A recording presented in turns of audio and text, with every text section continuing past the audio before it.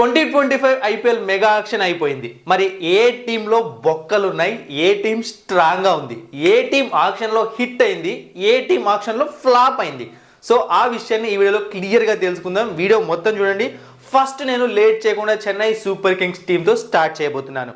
టోటల్గా 25కి 25 ప్లేయర్స్ని ఫిల్ చేసుకున్నారు స్క్వాడ్లో. మొత్తం 18 ఇండియన్స్ ఉన్నారు, 7 ఓవర్సీస్ ప్లేయర్స్ ఉన్నారు. మరి వీళ్ళ టీంలో ఉన్న ప్రాబ్లం ఏంటి? సో నాకైతే మేజర్ ప్రాబ్లమ్స్ ఏమీ కనిపించట్లేదు. మంచి ఆప్షనే చేశారు, బట్ చూసామో అంటే పేస్ బౌలింగ్ డిపార్ట్మెంట్లో కొన్ని ఇష్యూస్ కనిపిస్తున్నాయి. మతీషా పత్రానాకు కరెక్ట్ బ్యాకప్ ఆప్షన్ కనిపించట్లేదు. నాథన్ అల్లీస్ అంటారేమో. సో నాథన్ అల్లీస్ ఎప్పటికీ మతీషా పత్రానాకు ఒక పర్ఫెక్ట్ బ్యాకప్ అవ్వడు. ఎందుకంటే నాథన్ అల్లీస్ అన్ప్రిడిక్టబుల్ బౌలర్. ఒకే ఓవర్లో 2 వికెట్లు తీయగలడు, ఒకే ఓవర్లో 4 సిక్స్లు కూడా కొట్టించగలడు. అలాంటి బౌలర్ అనమాట. బట్ మతీషా పత్రానా దగ్గర డిసిప్లైన్ ఉంది, ఒక అక్యూరసీ ఉంది, ఒక కన్సిస్టెన్సీ ఉంది. ఈ మూడు కూడా నాథన్ అల్లీస్లో మనకు కనిపించవు. సో కొంచెం కష్టమైన విషయం. అలాగే ఇండియన్ బౌలర్స్ పరంగా చూసినా సరే వీళ్ళ దగ్గర ఉన్న అమౌంట్ ఇష్యూస్ కారణంగా తుషార్ దేశ్పాండే, దీపక్ చాహర్ని వెనక్కి తెచ్చుకోలేకపోయారు. సో ఖలీల్ అహ్మద్ వచ్చాడు, మంచి బౌలరే, కానీ ద బెస్ట్ బౌలర్ కాదనమాట.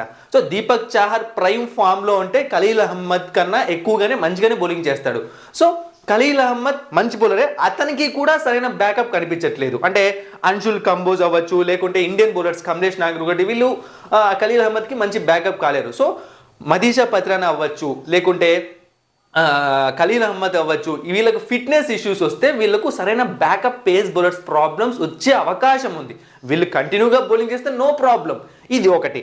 సో ఇక శామ్ కరన్ని తీసుకోవడం వీళ్ళకి చాలా ప్లస్ అయిందనమాట. 2.4 crores తీసుకున్నారు. అంటే అండర్ రేటెడ్ వెళ్ళిపోయాడు శామ్ కరన్. ఒకప్పుడు one of the most expensive player అనమాట. అయితే ఆల్రెడీ ఈ టీంతో ఉన్న అనుబంధం ఉంది. ఈ టీంలో మెరాకిల్స్ కూడా చేశాడు, అద్భుతంగా పర్ఫామ్ చేశాడు. సో నంబర్ 2 నుంచి నంబర్ 3 నుంచి నంబర్ 7 వరకు ఎక్కడైనా బ్యాటింగ్ చేయగలడు, బౌలింగ్ చేయగలడు. సో మంచి ఆప్షన్.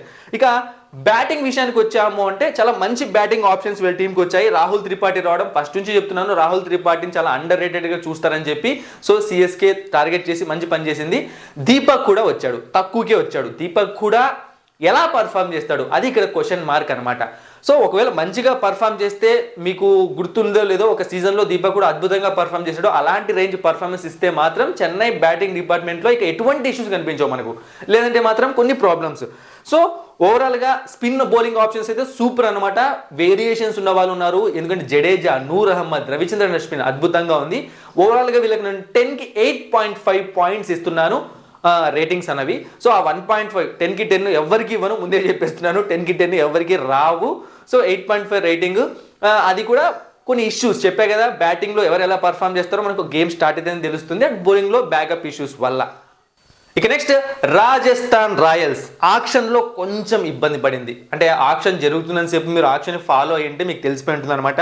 వీళ్ళు టోటల్గా 20 ప్లేయర్స్ని తీసుకున్నారు, వాళ్ళ స్క్వాడ్ని ఫిల్ చేసుకున్నారు 20 ప్లేయర్స్తో. సో 6 ఓవర్సీస్ ప్లేయర్స్ ఉన్నారు, 14 ఇండియన్ ప్లేయర్స్ ఉన్నారు.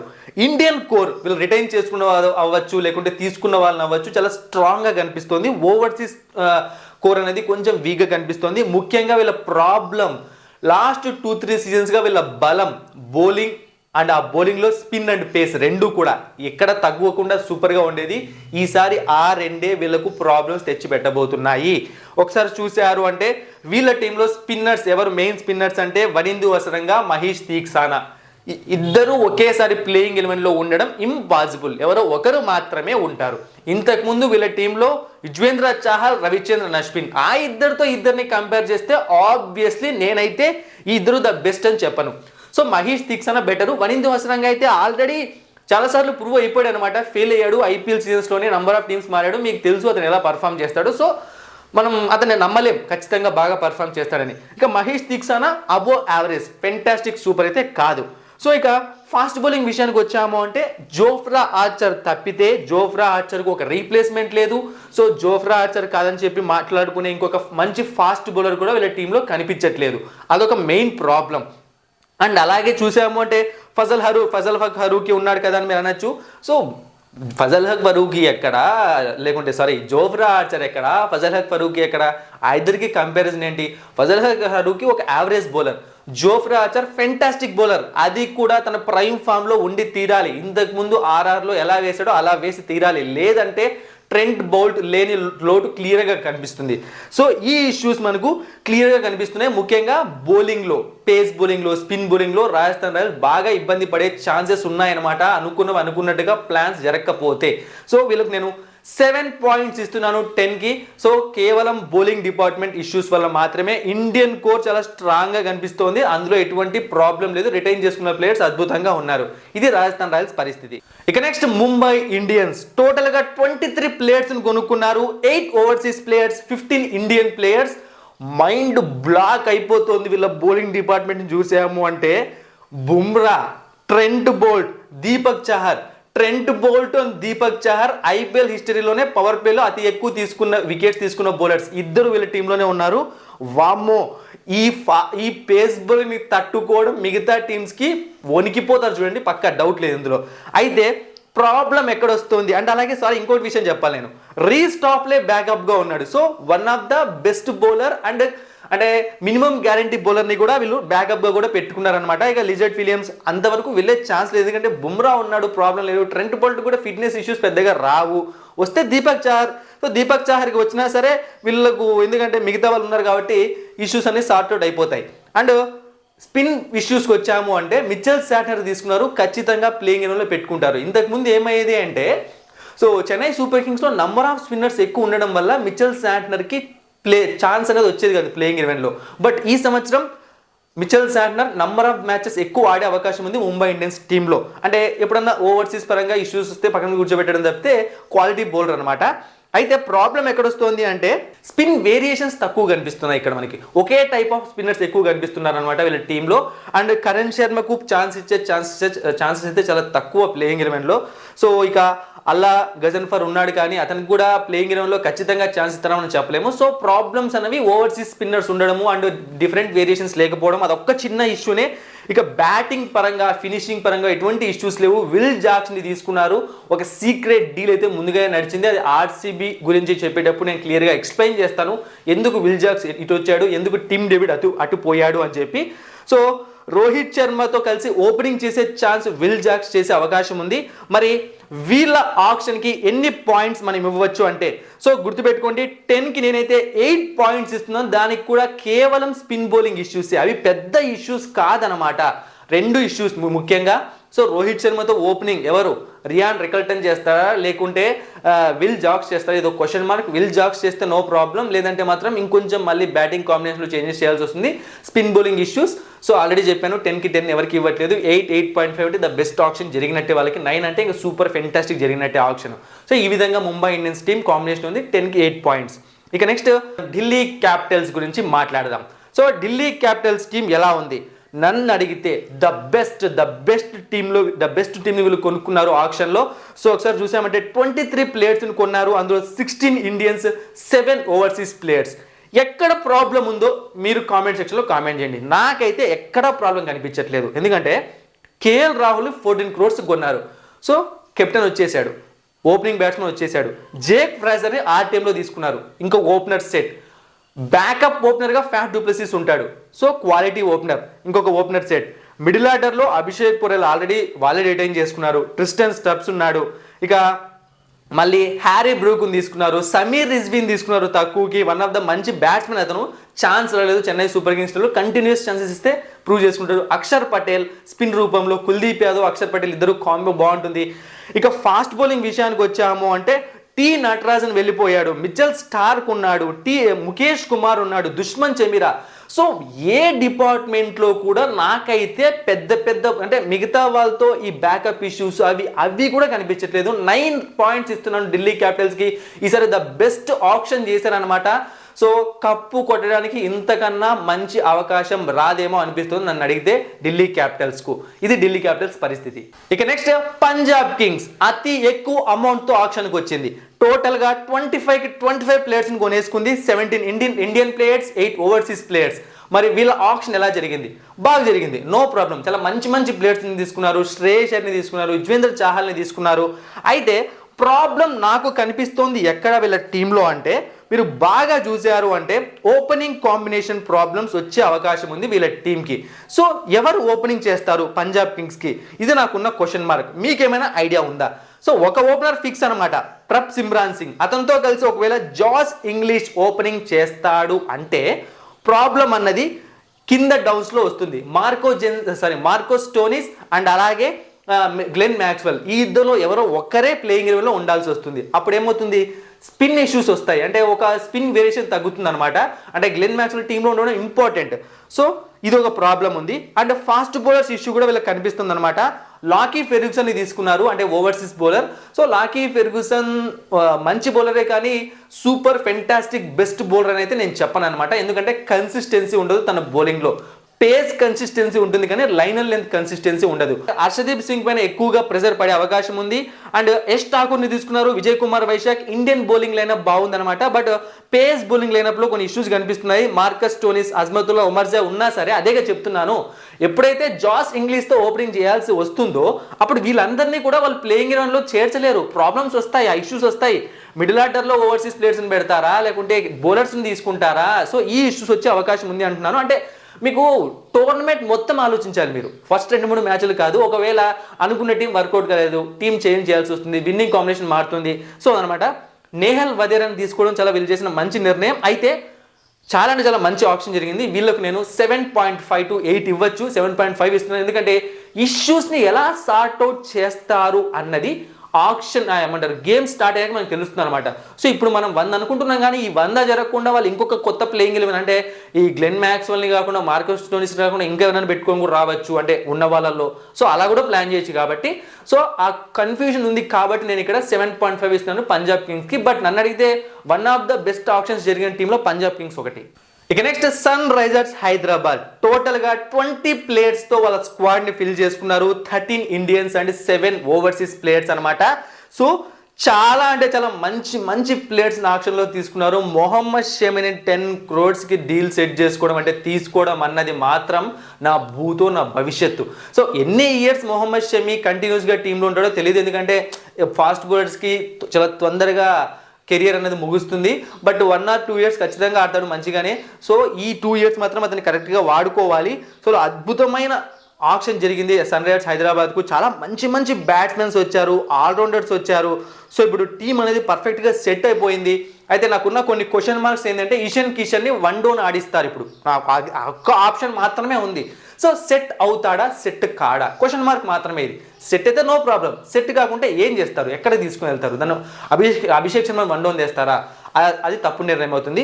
అది ఆల్రెడీ నేను ఫస్ట్ వీడియోలో చెప్పాను, ఒక వీడియోలో. సో ఇది చిన్న విషయం. ఇది సెట్ అవుతాడంటే సెట్ కూడా చెయ్యొచ్చు. తనను స్లోగా ఆడు, ఇబ్బంది పడుకు, నార్మల్గా ఆడుకుని కూడా చెప్పొచ్చు, అదే పెద్ద ప్రాబ్లం కాదు. అయితే స్పిన్ బౌలర్స్ పరంగా లిమిటెడ్ ఆప్షన్స్ కనిపిస్తున్నాయి. రాహుల్ చాహర్ని తీసుకొని వచ్చారనమాట. సో రాహుల్ చాహర్ ఒకవేళ మంచిగా బౌలింగ్ చేస్తే నో ప్రాబ్లం. సో బట్ మనం చూసాము బ్యాక్ టు బ్యాక్ సీజన్స్ చూస్తూనే ఉన్నాం, అతని దగ్గర నుంచి ద బెస్ట్ పర్ఫార్మెన్స్ ఏ టీంకి కూడా రావట్లేదు. సో ఆదమ్ జంపా ఉన్నాడు కదా అని మీకు డౌట్ రావచ్చు. సో ఖచ్చితంగా ప్లేయింగ్ గ్రౌండ్లో ఉంటాడు ఆదమ్ జంపా, ఎందుకంటే ఇక్కడ ఆల్రెడీ 3 ఓవర్సీస్ ప్లేయర్స్ పక్కా టీంలో ఉంటారు. Travis head, Heinrich Klaasen, Pat Cummins. So ఇప్పుడు మరి ఎలా సెట్ చేస్తారు ప్లేయింగ్ ఎలెవెన్? ఖచ్చితంగా ఆదమ్ జంపా టీంలో ఉంటే నన్ను అడిగితే అది చాలా మంచి పరిణామం అనమాట. అంటే రాహుల్ చాహర్ని పక్కకు కూర్చోబెట్టాల్సి వస్తుంది అప్పుడు. సో ఎలా ప్లాన్ చేస్తారు? చిన్న చిన్న ఇష్యూస్, మేజర్ ఇష్యూస్ కాదు ఇవి. సో 8 points ఇస్తున్నాను, కానీ ఆప్షన్ మాత్రం అద్భుతంగా జరిగింది. టీం కూడా బాగుంది. లిమిటెడ్ ఆప్షన్స్ ఉన్నాయన్నమాట స్పిన్ బౌలింగ్లో. ఇక పేస్ బౌలింగ్లో పెద్ద ప్రాబ్లమ్స్ ఏం కనిపించట్లేదు. అంటే షమీ పైన కొంచెం ప్రెజర్ పడుతుంది, ఎందుకంటే జైదేవ్ ఉన్నద్గట్ని, సిమర్జిత్ సింగ్ని మనం ఎక్కువగా నమ్మలేము. ముఖ్యంగా Jaydev Unadkat, Simarjeet Singh already last year మనం చెన్నైలో ప్రూవ్ చేసుకున్నాం. తనని కరెక్ట్గా గ్రూమ్ చేసుకుంటే one of the best bowler అవుతాడు అనమాట. పేస్ కూడా ఖచ్చితంగా ఉంటుంది. బట్ ప్రాబ్లమ్స్ ఎక్కడ వస్తున్నాయంటే నాకు స్పిన్ బౌలింగ్ లిమిటెడ్ ఆప్షన్స్ ఉన్నాయేమో అనిపిస్తోంది. ప్లేయింగ్ ఎలెవెన్ సెట్ చేసినప్పుడు దీన్ని మనం ఇంకొకసారి సార్ట్అవుట్ చేయడానికి ట్రై చేద్దాము. ఇప్పుడైతే ప్రస్తుతానికి 10కి 8 points ఇస్తున్నాను సన్ రైజర్స్ హైదరాబాద్కు. ఇక నెక్స్ట్ గుజరాత్ టైటాన్స్. ఇంకొక టీం ఆక్షన్లో అద్భుతం, అంటే ఆక్షన్ మొత్తానికి కూడా ద బెస్ట్ ఇదేనబ్బా, ఢిల్లీ క్యాపిటల్స్ కన్నా బెస్ట్. సో చూసాము అంటే 25కి 25 ఫిల్ చేసుకున్నారు. 7 ఓవర్సీస్, 18 ఇండియన్ ప్లేయర్స్. ఎక్కడ బెస్ట్ అంటే ఫస్ట్ రోజు వీళ్ళ ప్లేయింగ్ ఎలెవెన్ సెట్ అయిపోయింది. సెకండ్ రోజు లంచ్ టైంకి అంతా వీళ్ళకి కావాల్సిన ప్లేయర్స్ వచ్చేసారు. వీళ్ళు ఆక్షన్లో లాస్ట్ ఒక 2-3 hours రెంట్గా కూర్చున్నారు. అలాంటి ప్లేయర్స్ని కొనుక్కున్నారు. అంత మంచి ఆక్షన్ స్ట్రాటజీని వీళ్ళు బిల్డ్ చేశారు. సో ఒకసారి చూసాము అంటే ఓపెనర్స్ దగ్గర నుంచి ప్రతి ఒక్కరూ టీంలోకి వచ్చేసారు. జాస్ బట్లర్ ఓపెనర్ ఖచ్చితంగా శుభ్మన్ గిల్తో చేశాడు. 1 downకి వెళ్ళిపోతాడు. సాయి సుదర్శన్, గ్లెన్ ఫిలిప్స్ వచ్చాడు మనకు, అంటే బ్యాకప్ వికెట్ కీపర్ అనొచ్చు, లేకుంటే అతన్ని మనము ఓపెనర్గా కాదు కానీ ఫినిషర్గా కూడా యూజ్ చేసుకోవచ్చు, భారీ హిట్టరు.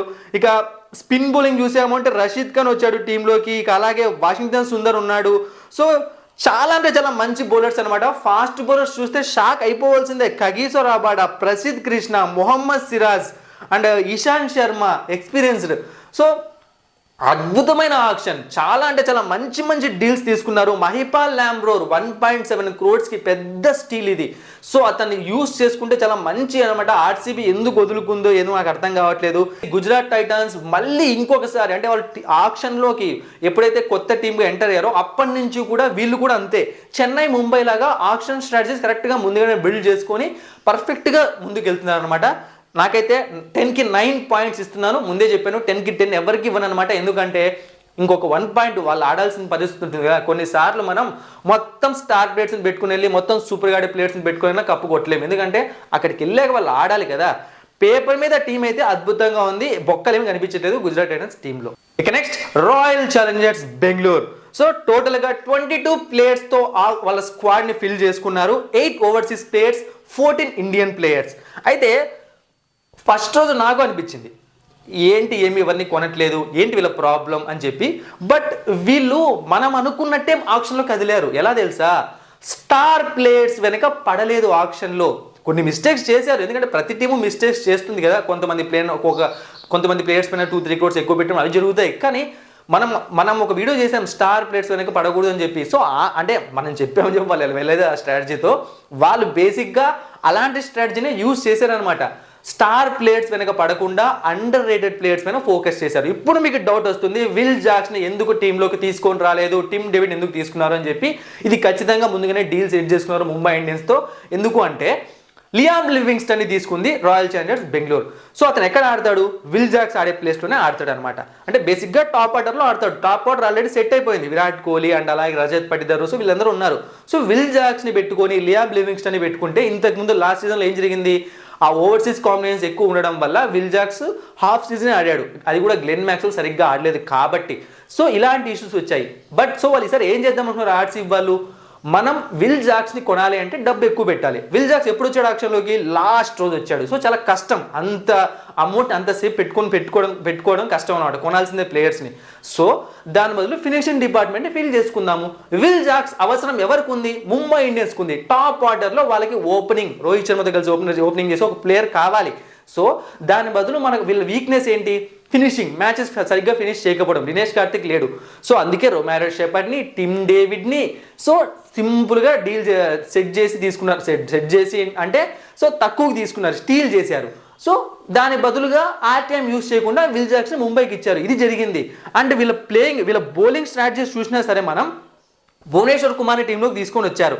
సో అలాగే లుంగి ఎంగిడిని తీసుకొని వచ్చారు, జోస్ హ్యాజ్వుడ్ని తీసుకొని వచ్చారు. అంటే ఎలాంటి బౌలర్స్ని ఫోకస్ చేశారు అంటే ఆక్షన్లో లుంగి ఎంగిడిని లాస్ట్లో తీసుకున్నారులేండి.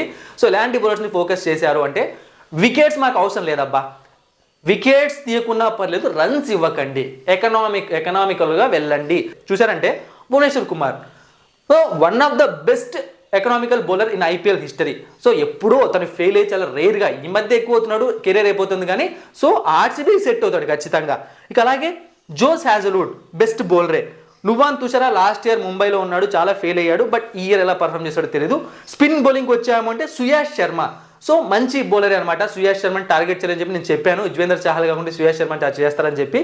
ఇక నెక్స్ట్ రషీద్ దర్, సో చాలా టీమ్స్ టార్గెట్ చేస్తాయని చెప్పాను. లాస్ట్కి 6 crores వెళ్ళాడు. ఒక అన్క్యాప్డ్ ప్లేయర్ 6 crores అంటే చాలా పెద్ద అమౌంట్ అనమాట. యష్ దయాల్, సో అందరూ ఇలాంటి వాళ్ళనే. Krunal Pandya, so under rated players కనిపిస్తున్నారు మీకు. ఫినిషింగ్ డిపార్ట్మెంట్ స్ట్రాంగ్ అయిపోయింది. టిమ్ డేవిడ్ ఉన్నాడు, బ్యాకప్గా రొమారో షెపర్డ్ ఉన్నాడు.